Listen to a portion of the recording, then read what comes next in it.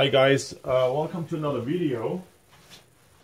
For me today, yesterday I made a video with the title, I Explain Thought.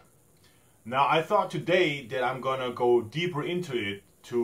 I did here some preparation, which I will go deeper into it as I go. That it's really important that you understand these things, because when you see those things, when you understand those things, you just get wiser. Otherwise I cannot explain it or say it. Thought. I said in a video yesterday that thought is a tool. You have to understand that thought is a tool, is an instrument, is a great assistant. He's a great assistant. The best assistant you can get, the thought. Thought is a tool, is an instrument, and he's also a guardian. Thought. So as I discovered more and more throughout the years, investigation and research, and I'm interested in metaphysics, philosophy, physics, cosmology and stuff like that, and by reading origin books, because it's really important, guys, that you have to read origin writings and books from the 1800s, like 1830s, 1815, 1860, because in what the world we live nowadays came from those concepts and ideas what they have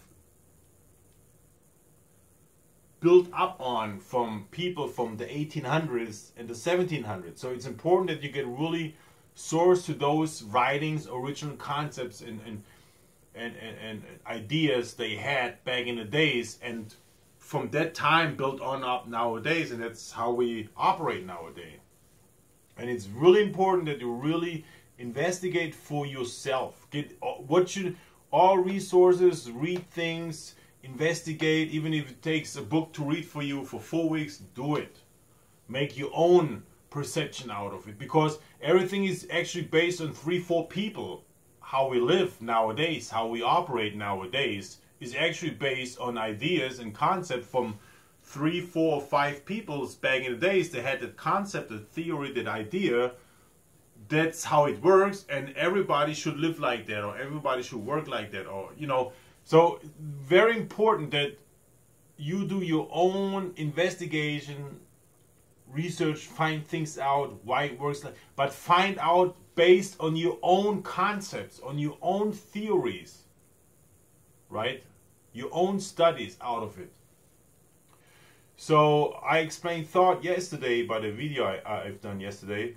So this video, I think I want to go deeper into it about thought. So as we know, thought is an instrument, is a tool. He's a great assistant to you, and a guardian also.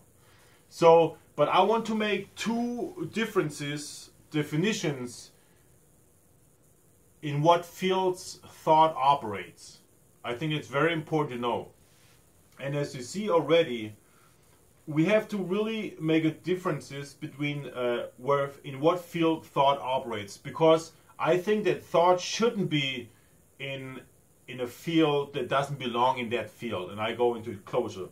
So if you see here, we have here the objective fields, and on the right side the subjective fields, and in the middle is thought. Right here, I wrote it down. So we have the objective fields and the subjective fields. Meaning also, I did a list down here. By objective fields, I mean everything that's outward, right? Outwardly. By that I mean nature, phenomena, our solar system, plants, technique, mechanic. In that field, thought is the highest intelligence ever. It's the greatest guardian and the greatest assistance for you. How thing works out, why does it work like that, what are the causes of it. In this field, objective field, outward, it's the best positive phenomenon ever. It's very high intelligent assistant thought. And I think, but that's my theory, I think thought shouldn't be operating in a subjective field. By subjective field, I mean inwardly. Not outside of a human, what I've explained here. I'm talking about inwardly. Inwardly in a human being and related to other human beings and the relation. So by subjective fields, I mean inwardly, emotional, angry, mad, jealousy, hatred, pain, killing, wars, prejudice, contrast, and sorrow and pain. Thought shouldn't operate in these fields. The reason why is that exactly these fields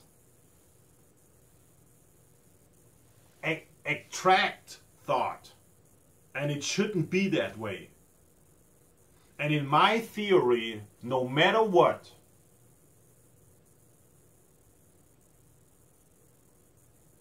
no human being should kill any human being. That's a basic law. You know, if you have a clear, sane mind, that's the law of everything. No human should kill another human, period. A human should not kill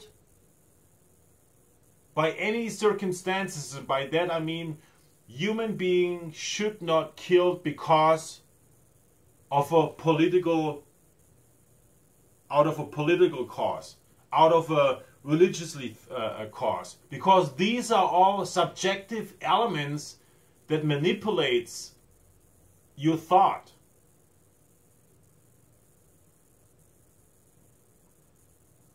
And I wrote there with green, here in the subjective field should be love. But love can only exist in this field between in human being and between human beings when this is completely gone. Then only love is here. Then only love can exist subjectively in here. And thought should be only, and I said, I meant, and I really underline it and bold it, thought should only operate in these fields.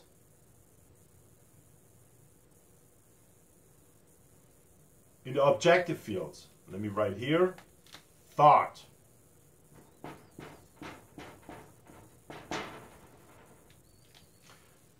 So thought is a tremendous tool and the greatest instrument what we have to operate, investigate how thing works, why it works like this, what are the reasons that it works like this in the objective field, outwardly, in the nature, in our solar system, how things works out. Thought is your greatest assistant. Your greatest scholar, your greatest investigator in these fields. But thought should never be attracted into the subjective field, because thought has a tremendous, crucial power if it's infiltrated by these things, right? On this side, in the subjective field, it can make you crazy. It's if thought is infiltrated or mixed through with emotional, angry, mad, jealousy, hatred, you come all kinds of crazy things. So in my theory is that thought should never be used or operate in a subjective field. In a subjective field, I mean in a human being, in relation from human being to human being. Because there should only and only operate love. But love can only exist in human and between human beings when all that bullshit is completely gone. And by bullshit I mean angry, mad, jealousy, hatred, killing, wars, prejudice, contrast, sorrow, pain. All this has to be gone, and then love is there for the subjective field. And no human should kill another human. Whatever reason for it. And then we have to find out, why does the reason exists?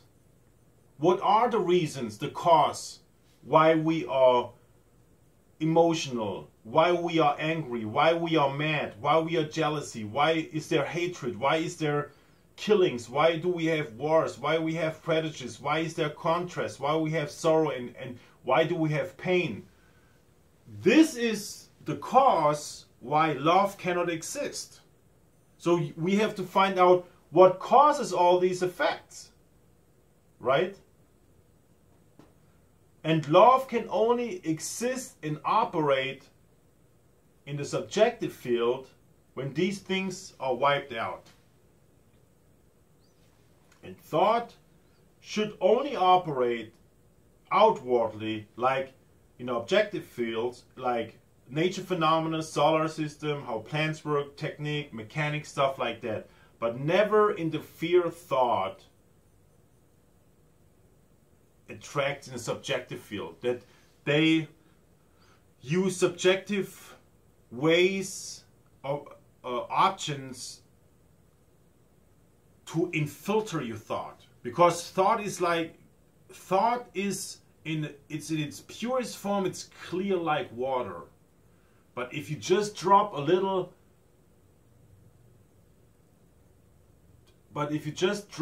red of angry, or a little bit blue of hatred, or a little bit yellow of killing, or a little bit green of prejudice, then the whole water is that color. So don't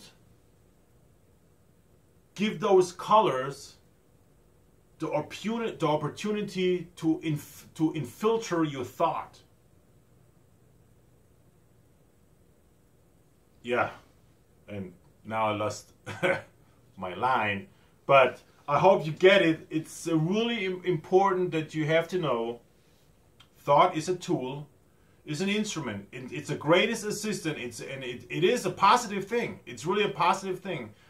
It's the greatest. Your greatest assistant, your greatest guardian, and it should be only used in the objective fields, outwardly. Nature, phenomena, solar system, plants, how things works out in the nature, observing, how come, why is it like this?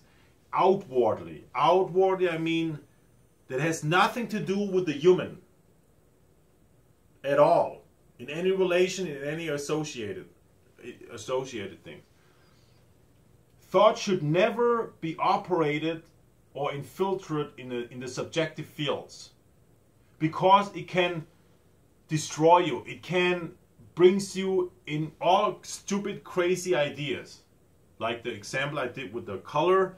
The water is actually just a clear, pure water, like water. And if you put a little bit red on it, or a little bit, a drop of blue, a drop of yellow, a drop of whatever it is that represents those things like prejudice, killing, wars, jealousy, hatred, angry, mad. If you filter that with water, the whole water becomes like this. So you shouldn't give any ground for these things. You shouldn't give any space, any ground for angry, mad, jealousy, hatred, pain, killing, wars, prejudice, contrast, sorrow. You shouldn't give room for that, because these are manipulating your thoughts, right? And in the subjective field should be only love. Love should be here, but love can only exist here when we wipe out all these other stupid things. Otherwise, he can't exist. It's very important to know. All right, thank you for watching.